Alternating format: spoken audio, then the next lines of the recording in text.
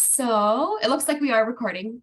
So thank you to Crystal and thank you International for having us. And thank you everyone for coming today. My name is Alex. I am one of the outreach specialists with the Library Learning Commons. My counterpart Nicole would normally be here with us today, but she's on vacation. So you might see her later on in other sessions and other workshops we have coming up this summer. I am here with my colleague Megan though. So Megan is our academic integrity manager.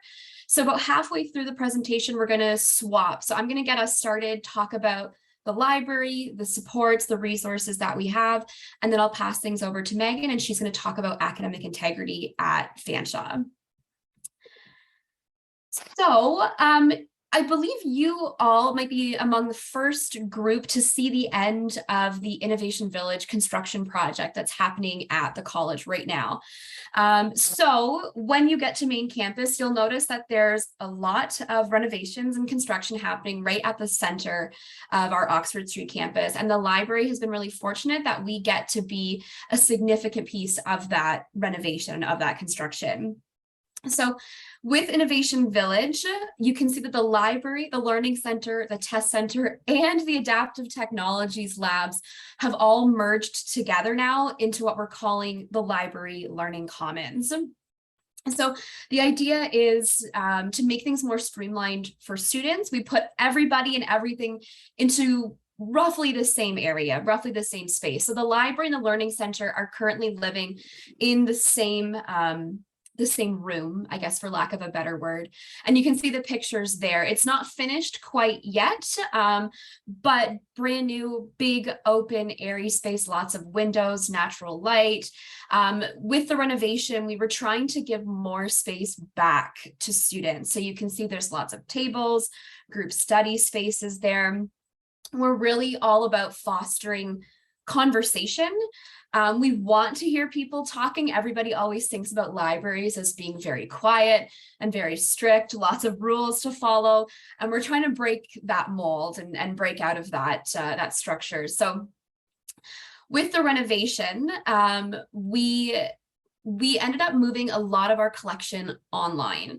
So previously in our old space, we used to have 35,000 books in it. And now when you come into the library, you'll notice there's about 5,000. So the books look smaller. They're not any of the pictures here, but we moved the collection online and made it digital for a couple of reasons. So of course, a renovation like Innovation Village is a good opportunity to go through and get rid of some of the materials that we weren't using anymore, right? They were old and out of date. So we got rid of a lot of stuff that wasn't being circulated. But then we moved what we could into ebooks and online journal articles. So that way we had more space to give to students, like you see here in the photos. It meant that students who were studying at other satellite campuses like London South and London Downtown were able to have equal access to our resources. They didn't have to bus or bike or walk all the way to main campus just to take out a book. If it's online, and they can just log in and access it like everybody else. And then of course, when COVID happened and the pandemic hit, that actually meant that our students had almost uninterrupted, continued access to all of the research support that they needed because it was all online. So you can access it from anywhere and anytime, which is fantastic. And so you'll see more resources moving online in the future as well. So like I was saying, new space, lots of tables to meet with your friends, your classmates. We have the group study rooms there on the right-hand side. Those are really popular and we have more to come when the library is finished. Hopefully, I've heard January 2024 being thrown around. So hopefully we meet that deadline and you can see the construction project finished, and reaching its full potential. The other thing I want to mention about the new space is that we are operating what we call the one desk. So you can kind of see it in the photo on the left-hand side at the back. There's a big white desk there. In the old space, we had 4 different desks and students didn't know who to go to for help. And we were always moving people around. That's no more. We all exist at the same desk. So any questions you have about research, about citation, about writing your papers, math help, we're all at that same desk. So you never have to worry if you're in the right spot or not. Come to that desk and you'll find somebody there who can help you. So we are open in person. We have been, I would say for a better part of a year now, if not more, in our new space. So you can see we are room F1066 at the college. So the summer hours right now are Monday to Friday, 8 a.m. to 8 p.m. and Saturday and Sunday, 11 a.m. to 5 p.m. So that's when library staff are there sitting at that desk and ready and waiting for your questions. But you can see in the top corner there, the library is actually open 24/7, which is new with this brand new space. So after library staff go home at the end of the night, you can still tap in with your student card and have complete and full access to all of our tables, our study rooms. You can check books out to yourselves. We have a self-checkout machine. So you're never having to worry or wait around to see if the library is open. As I said, you saw those pictures of the bookable group study spaces. Those are really popular, and I imagine they're going to get more popular as we see more students come back to campus. So you can book those online on the library website. I believe they are bookable, I think maybe 2 weeks in advance. I'd have to double check that. And they're bookable for 2 hours per group per day. We have in-person services, so research appointments, math appointments, everything's kind of coming back in person, but we're blending it with virtual as well. So there will always be a combination of both, so you can pick which service method you prefer. And then we always have really fun displays going on. There's lots of contests and events happening as well. So come in, you can see we've got brand new signage on those front doors, so you can't miss us. It's your space. So come in, come visit us, come participate in our fun events. Lots of those to come in September. So whether you are studying in person, maybe blended, maybe you have some in person, some virtual, or maybe you're entirely online, you're still going to access the library resources using our website. You can see in the bottom corner there, it's just www.fanshawelibrary.com. That website has everything on it. So you'll find everything you need from the library homepage. So as I was saying, we've moved the majority of our library resources online so that it's more accessible for everyone. So last time I checked, we actually have 135 databases, and that number is continually growing. So we have lots of ebooks, which are fantastic. Those have lots of cool features. You can jump to certain sections. You can full text search within them. They're really handy for your research. You can read them right in your internet browser, or you can download them to your computer and kind of check them out to yourself like you would a regular book. Academic journals, those are usually the big ones that students use for their assignments, for their papers. So lots of different databases on different topics, different disciplines. Everything for every program is accessible through the databases. Statistics and data as well, those are really great for business programs. But then we also have streaming video databases too, which are fun. There's Canadian content, there's documentaries. If you like some old black and white films, the film studies students use some of our streaming video databases. And we even have 2 databases there that are kind of like Netflix. So they're free with your student login, and they have all kinds of brand new blockbuster latest releases, movies as well. So those are all on the library website for you to access.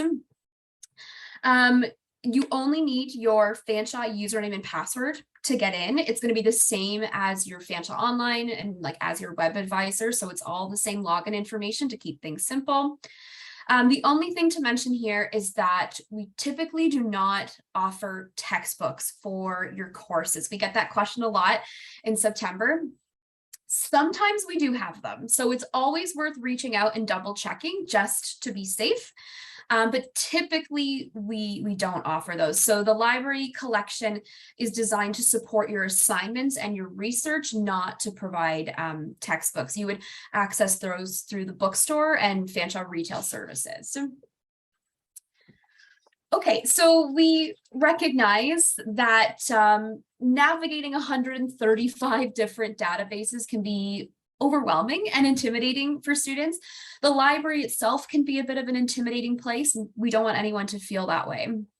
So Nicole and myself, you can see our pictures there. We are the outreach team. So the primary focus of our job is to do workshops and to do events like this, but also to do one-on-one appointments as well. So you're always welcome to come into the library, approach the desk, ask anybody there any questions that you may have.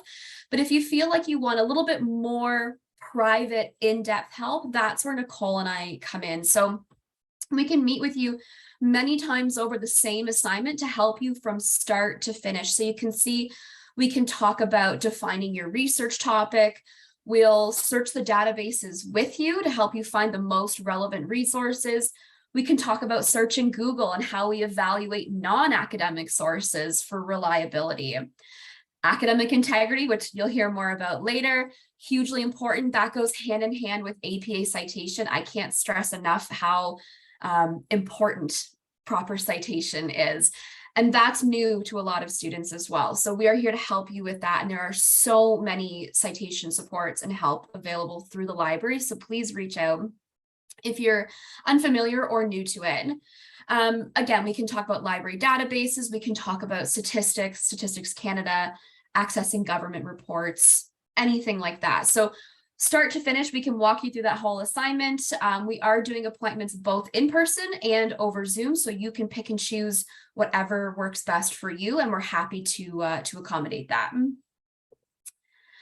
The other way to get help when you're, I mean, you can access it when you're on campus, but let's say you're at home, maybe you're in your pajamas, you don't feel like coming in, you don't feel like getting on Zoom or really talking to anybody. We've all been there. You can also connect with us over our chat service. So there's a big button there. You can see it. It's right on the library homepage. You can click that button and it will connect you with the Fanshawe library staff member instantly. So maybe some of you have actually used the international department. I think they have the same chat service as well. So it would look almost exactly the same, but it would connect you with the library staff member instead. So any questions you have, you can see there's some examples there on the side. Anything about borrowing books, citation, again, we have our math help as well, research. We have study skills, English writing help, anything about, how the library operates. You can jump on there and ask. So the summer hours match and mirror the desk hours right now. So Monday to Friday, 8 a.m. to 8 p.m. And then Saturday and Sunday, 11 a.m. to 5 p.m. There are talks, I believe, to have those hours extended in the fall, but I don't have those numbers yet. But the very least, they will stay the same, if not maybe get a little bit longer come September. So that's kind of the traditional library side of the services that we offer.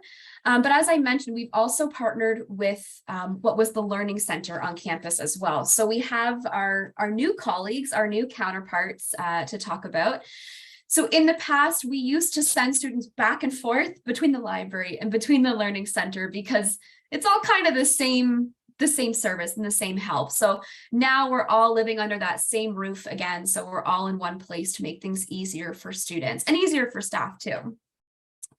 So Nicole and I particularly work quite closely with Samantha Diamond, and so does Megan as well. So Sam is our English technologist. She's there to help you with your academic writing. So she can talk about, getting your ideas down on paper, proper APA essay formatting, proofreading, review tips. She doesn't review papers and proofread for you, but she can give you those suggestions to help you do that to your own work. And then she also helps with citations as well. We joke that Sam is the queen of APA citation. So if you take any of the APA workshops that we offer, or if you access the free APA course through Fanshawe Online, that was all Sam's doing. So she is superb when it comes to citation questions. So Sam does appointments as well over Zoom and in person, and she books through email. So you can see her email address is there. She has a page on the website as well. So you can always reach out to her if you'd like to book an appointment for writing help. We also have our colleague Cheryl. So she's our student success facilitator, I believe is her title.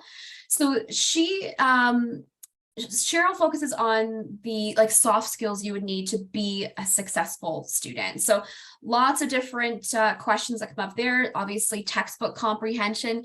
You might find yourself kind of reading the same paragraph or sentence over and over again. So she can help you with tips to retain what you're reading in your textbooks. Note taking, test taking is a big one, right? A lot of people experience anxiety and nervousness when they're taking tests, so she can help you, manage those feelings. Time management is huge. Really important. We've all been there and procrastinated and left things until the last minute. So, don't do that to yourself. Give yourself lots of time. Give yourself time to come and meet with us in the library as well, so we can help you with your assignments and your citation. Really, in any other study or test question that you have, Cheryl can help you work through that. So again, Cheryl does appointments just like we do. She books over email as well, so you can check out her page on the library website too. And then we have math help. So Susanna is our math technologist. So she has specialties there listed on the side. Susanna is operating using a drop-in room. So she's on Zoom all day, every day from, Monday to Friday, 9 a.m. to 5 p.m. So on the math page on the library website, there is a big button and you click on it and it pops you into Zoom instantly with Susanna. So she's pretty quick and pretty easy to reach. Fantastic at what she does. She is also willing to come in and do in-person appointments too. So you might see more of her on campus in September as well. We also have peer tutoring operating through the Library Learning Commons. So if you feel like you need a little extra support and extra help in your courses, you can reach out to have a peer tutor. Or if you're successful in your classes, you can also apply to be a peer tutor as well, which is really cool. So all the information is offered through, you can see fanshawe.ca/peer tutoring. I believe they're actually building a brand new page to go on the library website too. So keep an eye out for that. I believe students get paid to be a peer tutor, which is an extra added bonus as well. So more information on the portal and to come on the website too. Test center. So we are partnered with the test center. We're not in the same space. They are in a different room than the library itself, but we work very closely with them. So they are there to support students who need, extra, accommodations for testing. So hopefully you may have heard from counseling and accessibility services already, or maybe you will soon. If you have a learning disability registered with accessibility services, then you are eligible to use the test center for your testing. So it's quiet spaces, maybe extra time, whatever your accommodations require. You can work with your instructor if you've missed any kind of tests or need to have something rescheduled. The instructor can request that you do that in the test center as well. And then they do external client assessments too. So I think I have a few more pictures. Here we go. Yeah, the test center got renovated too. So it looks kind of similar to the new library space as well. So lots of private rooms, which is great for testing. And then they can support computerized testing. So if you're asked to do it online, maybe through Fanshawe Online or whatever it might be, or they have paper-based testing accommodations as well.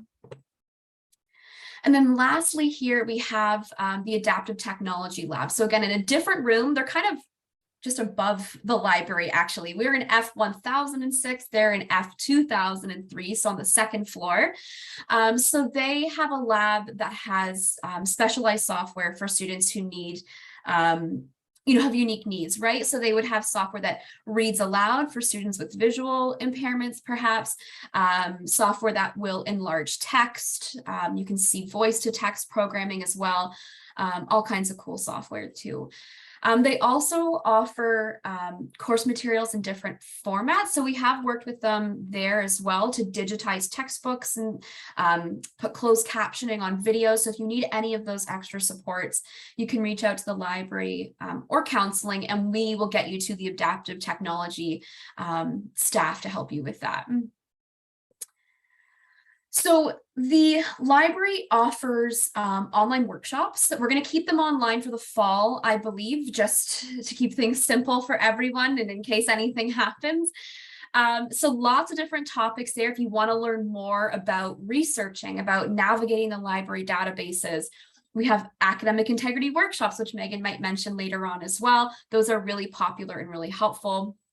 3 different citation workshops, stats, nursing, business, everything that you would need to be successful. So they're an hour long each, so we go, more in depth into those particular topics. There's also writing workshops as well. You can see the examples on the right-hand side of the slide.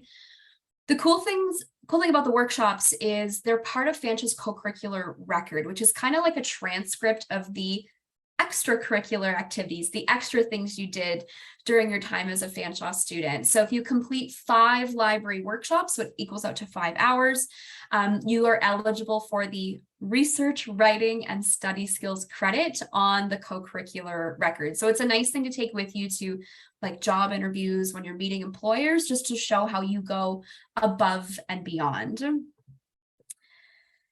We also have a unique set of workshops happening over the summer. They've just started. Maybe you've even taken some already. So we have the Prepare to Learn series too. So the schedule, the registration's all on fanshawelibrary.com. And so these workshops are designed specifically for new students to help you be successful once you start your program in September. So there's topics about using Fanshawe Online and getting familiar with that format or that interface. Cheryl does study workshops. We have writing workshops. We have research ones that Nicole and I are doing as well, math. There's this return to learning workshop as well, which is for students who are considered non-direct or mature. So you're not coming straight out of high school, but maybe you have a couple of years of work experience and you're coming back as a new student. And we also have a session for parents too on how to support their kids and their children through their academic careers. So highly recommend those workshops as well. I think we're maybe 2 weeks in at this point. So if you have missed the first ones, that's okay. There is a free Prepare to Learn course on Fanshawe Online. So you can register for that and you can access all of the recordings and any helpful handouts or documents that we've posted there. So that's a lot of information to throw at you guys really quickly in half an hour. So we encourage you guys to stay connected with us. There's always new things happening, new resources and supports coming out. So there's all of our contact information. So we're on Twitter and Fanshawe at Fanshawe Library, or sorry, Twitter and Facebook at fanshawelibrary.com. On Instagram, you'll find us on the Fanshawe Here For You page, which is all of the student services. You can always email us, so llc@fanshawec.ca, but use the library website. Like I was saying, that's our hub for all of our information and all of our appointments, our databases, our supports. It's all in that one place at our website listed there. So with that, I'm going to pass you over to Megan Shannon, our Academic Integrity Manager, and she's going to talk about academic integrity at the college. Perfect. Thanks so much, Alex. And hi, everybody. Thanks so much for your time today. I'm Megan Shannon, Manager of Academic Integrity at Fanshawe, and I wanted to give you some information so that you can understand what academic integrity is and why it's important, and so that you have the information you need to avoid academic offenses, because so many of them are so easily preventable. Just takes having that information at hand. So what academic integrity is, Fanshawe describes it as being accountable for performing academic work both honestly and ethically. So this is something that faculty and staff expect of each other. It's definitely something that we expect of our students, and academic integrity will eventually transition with you and will become professional integrity. And that's something that will be important to future and potential recruiters and employers. So that's how we're defining it. And if we can go to the next slide, I'll give you a couple bullet points as to why it's important. So these 3 points are actually coming from our policy. Academic integrity is important because it ensures fairness in the education that's pursued. In the academic work that's completed, students should be preparing, completing, and submitting work that is their own, work that reflects their own understanding of course content, and then grades that are earned. And grades are earned based on academic work that's completed, which is being completed in an educational setting that is based on fairness. It's also protecting the values of degrees, diplomas, and certificates. So those credentials that are bestowed and conferred upon our graduates. So if you've completed your work, you've understand the course content, you've gotten through your program, you will be a desirable candidate for jobs out in the workplace because your degree, diploma, or certificate has value because you've completed your program with academic integrity. And it's also reinforcing Fanshawe's reputation because our local, our national, and our global communities rely on Fanshawe graduates out in the workplace. So this is kind of an all-encompassing big sustainability model, but I hope that gives you an idea of why it's important to demonstrate and to achieve and maintain academic integrity. So if we go to the next slide. Perfect. So we do have an academic integrity policy. I won't talk too much about the policy. I just want you to be aware that there is one, and you can find it in the college's policy manual as policy A136. And this policy is basically identifying the actions and behaviors that the college considers to be academic offenses. It's defining an academic offense as obtaining or attempting to obtain unfair advantage or credit for academic work by dishonest means. And if you keep those key points or keywords of key concepts of unfair advantage and dishonest means in mind, you'll be able to understand why certain actions and behaviors are considered academic offenses. The policy is then describing and in some cases prescribing the penalties that would apply should academic offenses occur, and it's detailing the administrative process. So all of the steps that happen, the sequence of events from the time an academic offense is suspected, a discussion is had between the student and the course instructor. The form may or may not be filled out. The academic offense has to be confirmed in order for a form to be filled out. The form is sent to the student, and then we process the form and update the student's record to reflect the fact that an academic offense has happened and a certain penalty has been applied. So all of that information is detailed in the policy. I just wanted to let you know where that policy is, so that it's you know where to find it should you ever find yourself in the process of having an academic offense be suspected, which I hope you don't. And if you ever have any questions about the policy, the process, anything like that, you're more than welcome to reach out to the Academic Integrity Office, and our contact information is coming up shortly. So if we could go to the next slide. Okay, so this chart is actually coming from the academic offenses form, and it's reflected in our policy. So these are the 11 academic offenses, the 11 actions and behaviors that the college considers to be academic offenses. And it does just so happen that the first offense listed, which is plagiarism, is unfortunately our most commonly occurring offense. And it's likely because there are 4 different categories of plagiarism. The student submitting another person's work as his or her own academic work, which could be submitting another student's work as their own, a colleague's work as their own, or something they found online that was written by someone that they don't even know. If it's another person's work and the student submits it as their own, then we have an issue of plagiarism. The next bullet point is the student does not credit the original source of ideas. This is where citing becomes so important. So if you're conducting research and your thoughts are informed by the research you've done, you would want to include a citation at the end of those sentences. And if you're incorporating research that you've done, so you're taking a sentence from an article that you've researched perhaps and incorporating it into your assignment, you would want to put quotation marks around that sentence and a citation at the end of it. What citing is basically doing is distinguishing your writing and your thoughts from someone else's writing and their thoughts, so that it's clear to your course instructor what you've read and what research you've conducted. And that's why it's so important. It'll distinguish between this is my work and this is the research that I've done. I'm not submitting someone else's work as my own. I'm telling you I've done my research and here's my citation to prove it. That's what that's doing. The next 2 bullet points don't happen too often.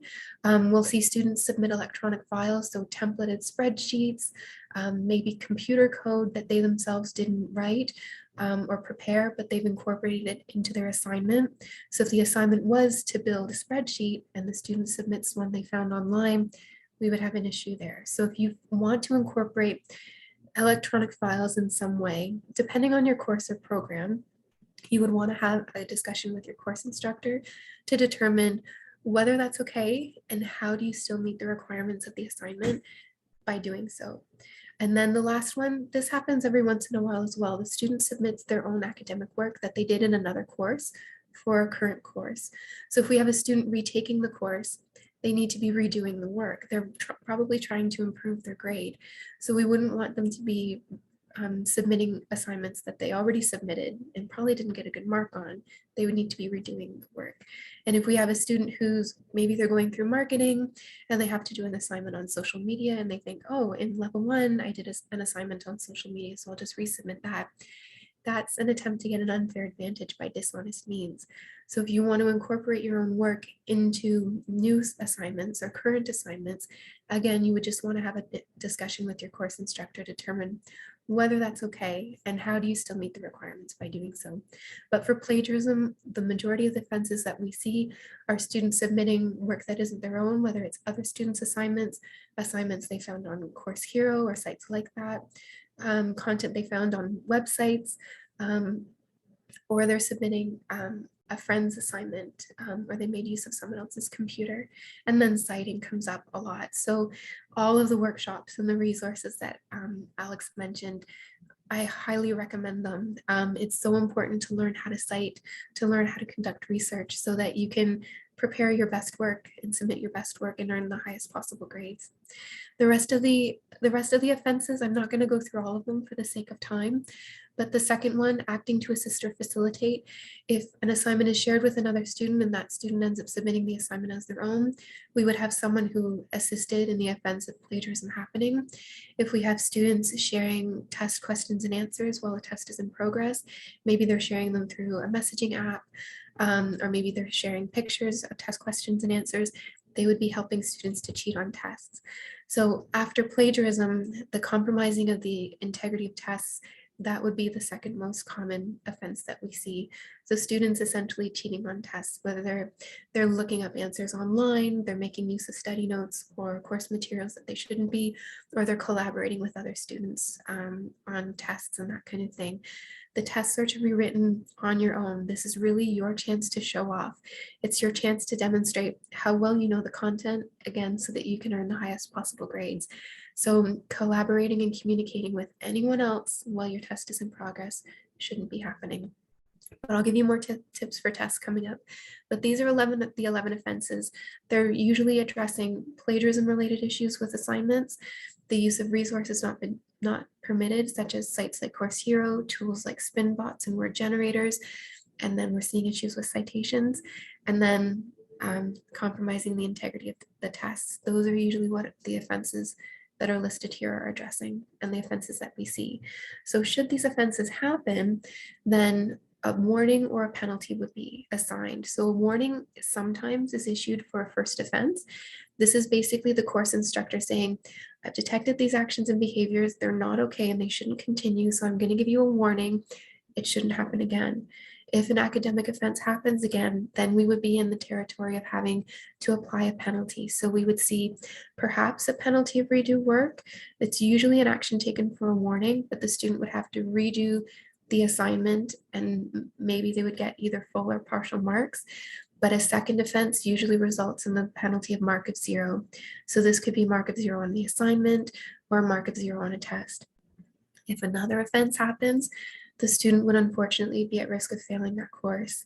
And if another offense happened after that, unfortunately, the student would be at risk of being suspended or expelled from the college, which is a situation that we do not want to see students in. If a warning is issued, we want students to pay attention to the warning and avoid any further academic offenses. And I'll give you all the information to avoid academic offenses, starting with the next slide. Okay, so there are so many initiatives and services and resources that are available to our students, and they're available for free.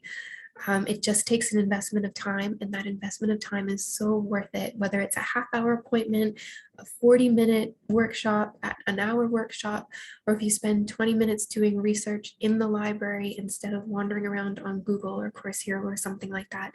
It's so worth the time.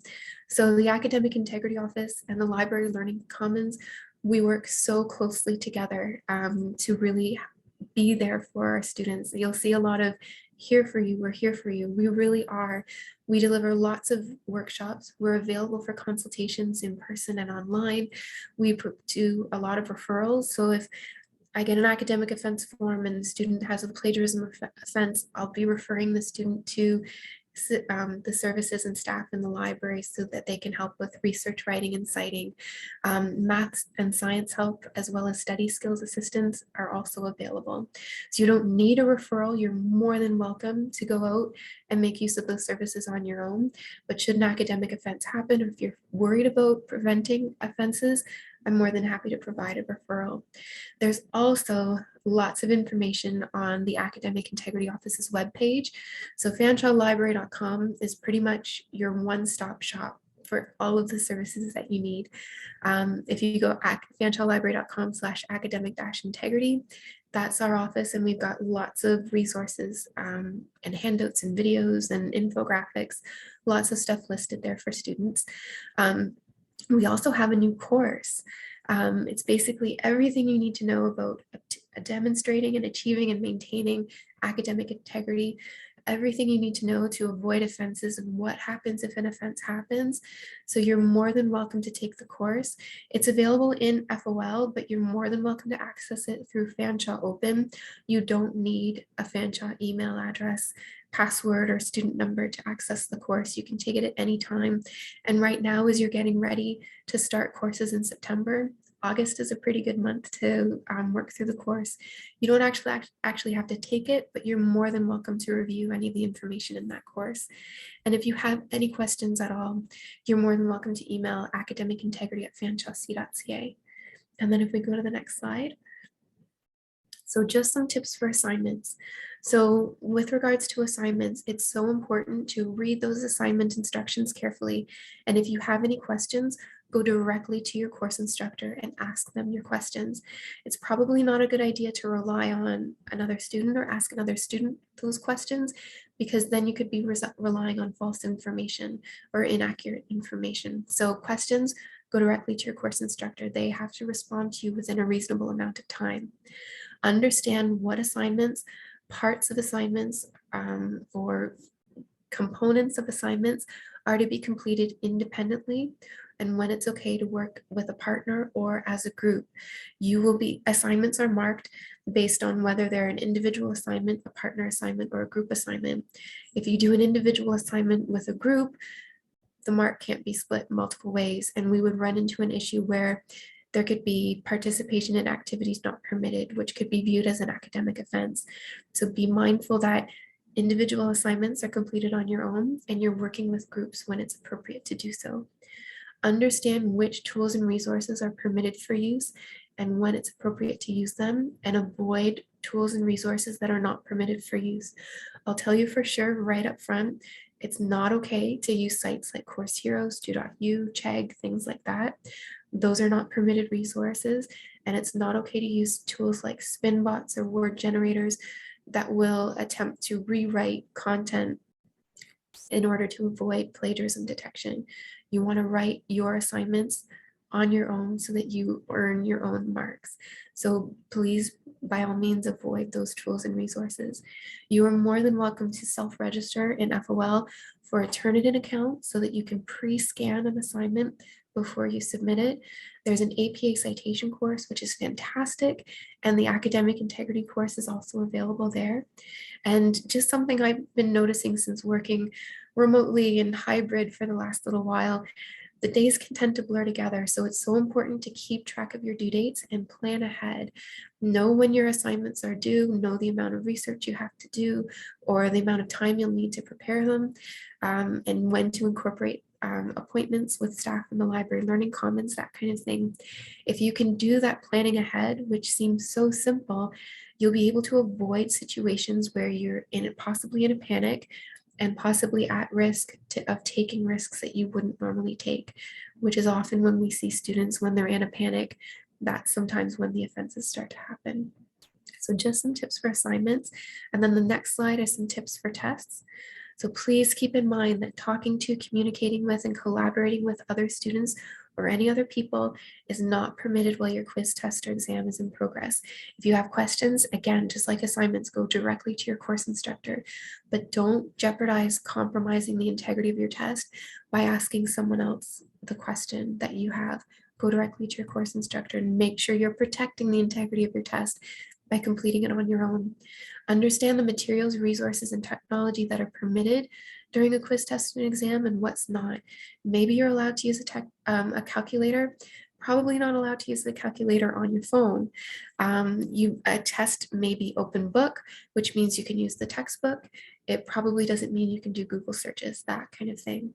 The use of cell phones and other electronic devices, earbuds, Apple Watches, tablets, a second computer, any other electronic devices other than the one device on which you're writing the test, all of those devices should be out of use and out of reach. And if you have any accommodations, we mentioned the accessibility labs. If you have accommodations for accessibility purposes, please discuss them with your course instructor ahead of time. Maybe you need extra time to write a test. Maybe you have to have the support person in the room with you. Maybe you need the test available in a different format, or you need to use some kind of technology or tool in order to write the test. Make those arrangements with your course instructor and they will help you. And that, I don't want to see students with accessibility accommodations getting offenses or being suspected of offenses when they're having their accommodations met. So if you have accommodations, make those arrangements to have them fulfilled ahead of time before the date of the test. And then next slide. This is me. So if you have any questions, you're more than welcome to email me directly, m_shannon2@fanshawc.ca. But you're also welcome to send any questions, concerns, inquiries, anything to academicintegrity@fanshawc.ca. And we'll be more than happy to write you back. And if you have a chance, please take a look at our new course on Fanshawe Open. Thanks, guys. I'll just step in here quickly just to follow up on what Megan was saying.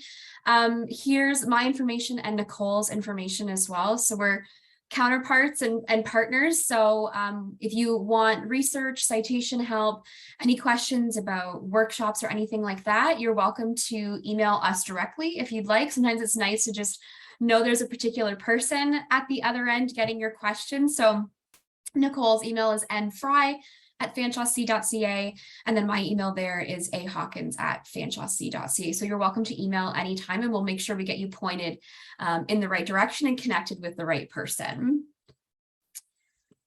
And then I think we have time here for some questions. There we go. I haven't been keeping an eye on the chat, but I can catch up here. Nothing new in the chat as of yet. Okay, perfect.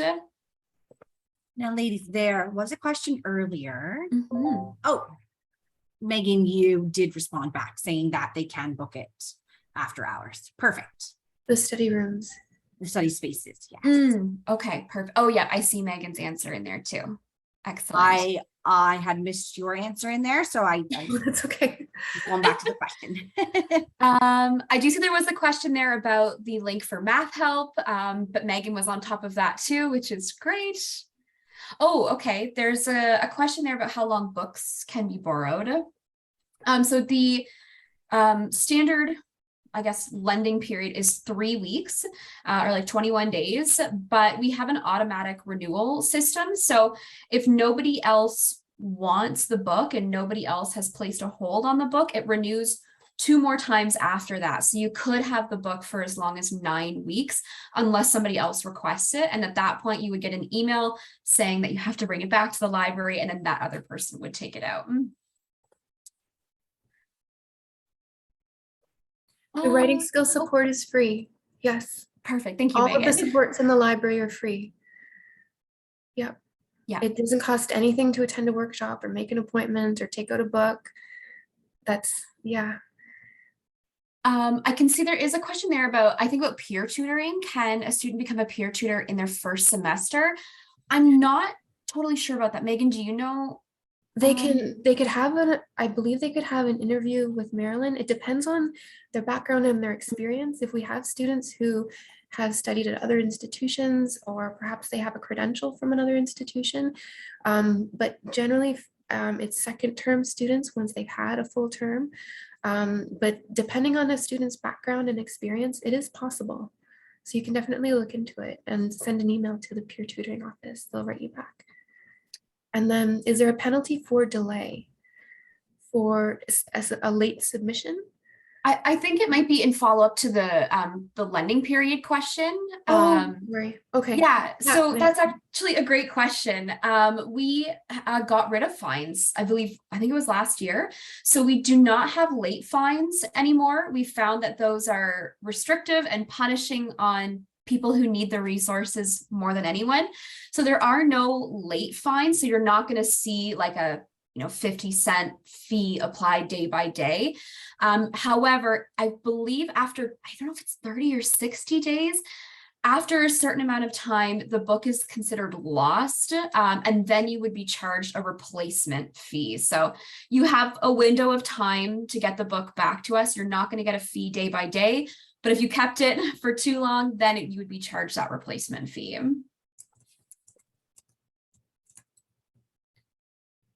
Yeah, for extension. So if most faculty members, most course instructors would rather you had a couple extra days to work on an assignment than have you submit a plagiarized assignment or a compromised assignment. So depending on the reasons why you need an extension, maybe you're overwhelmed with coursework, maybe something in your personal life, there's been a situation that has come up, you may or may not need to provide documentation. But generally speaking, if you email your course instructor before the due date, so don't email them at midnight the night before or on the day of, but if you give them a couple days notice and say, this is what's going on, can I have a couple extra days or something like that? In most cases, they are very happy to work with you. They just want you to get your work done and submitted. So email them directly, and you should expect to hear back. Most faculty will write you back within 24 hours. It's very reasonable, but it's up to the student to give the course instructor that time to consider the request and make arrangements for an extension.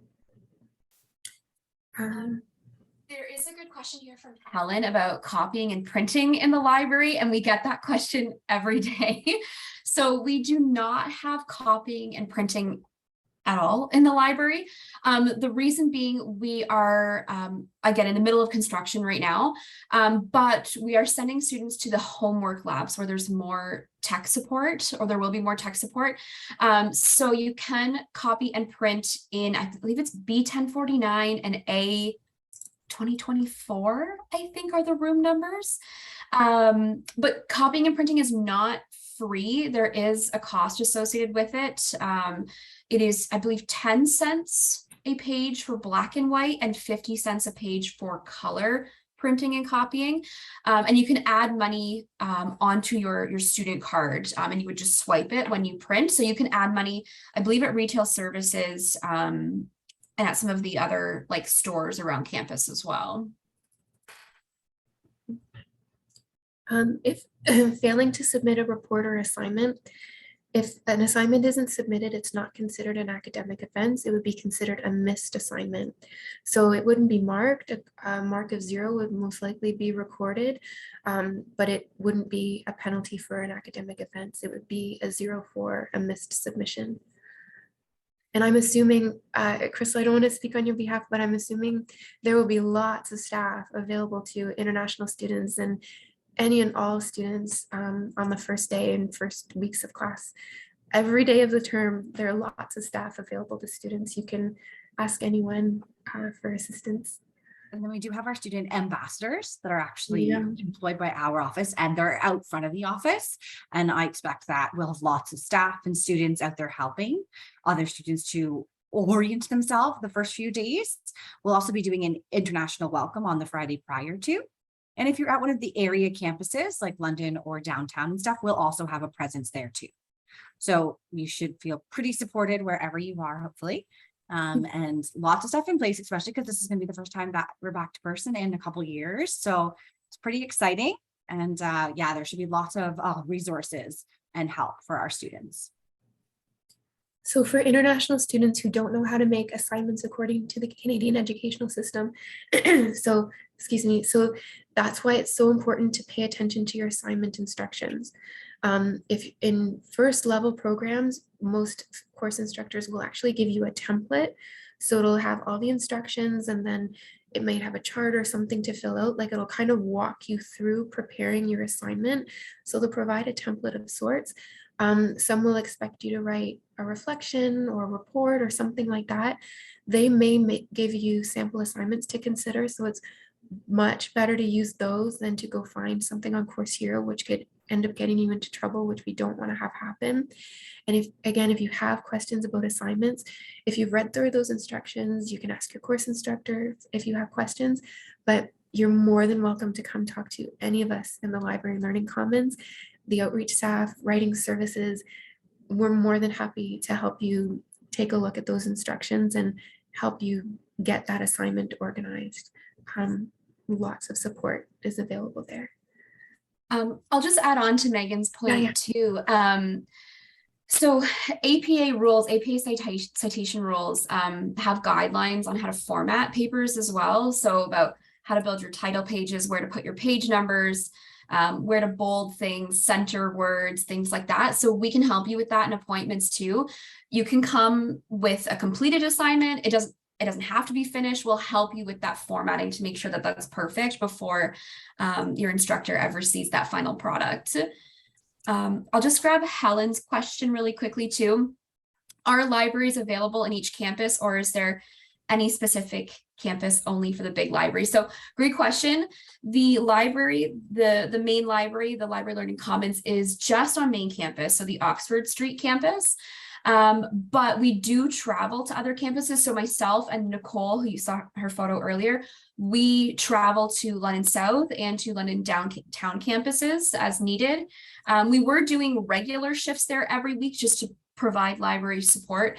I haven't heard yet what the plan is for the fall, but we're happy to go there, or you can connect with us virtually too if you don't want to come to main campus or if we're not heading your way that day.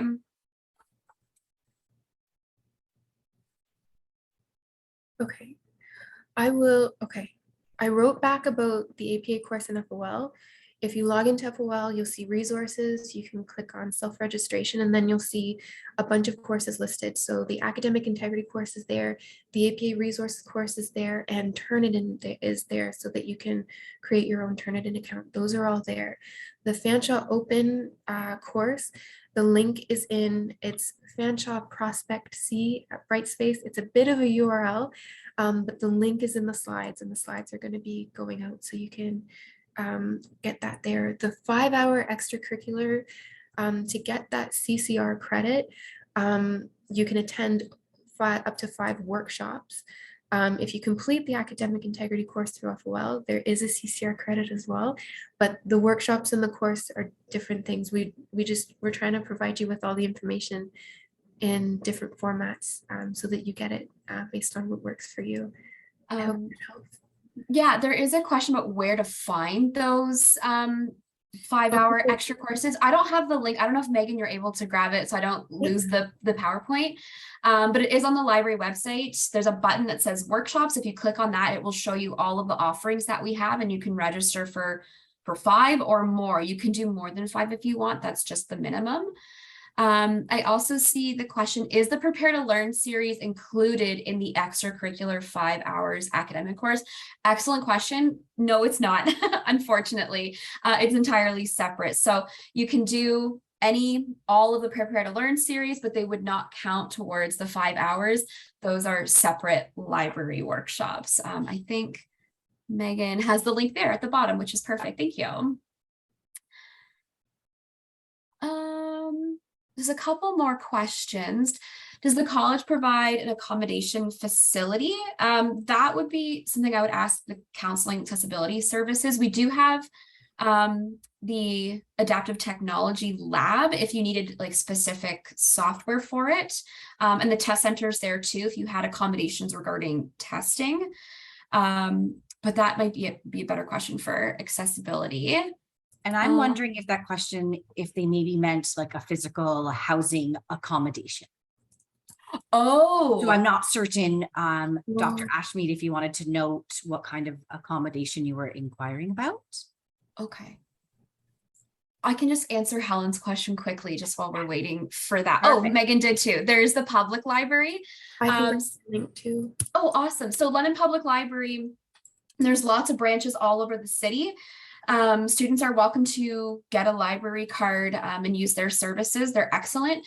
We do events and do partner with the public library. So in September, we're planning on having the public library come and join us for a day, and they'll be I believe at actually, I think at all the campuses. We may have 3 events. So we'll be at all the campuses on different days, and they'll come and you can sign up for your library card right at Fanshawe's campus. And then you're free to use all the public libraries' physical resources as well as their online databases too.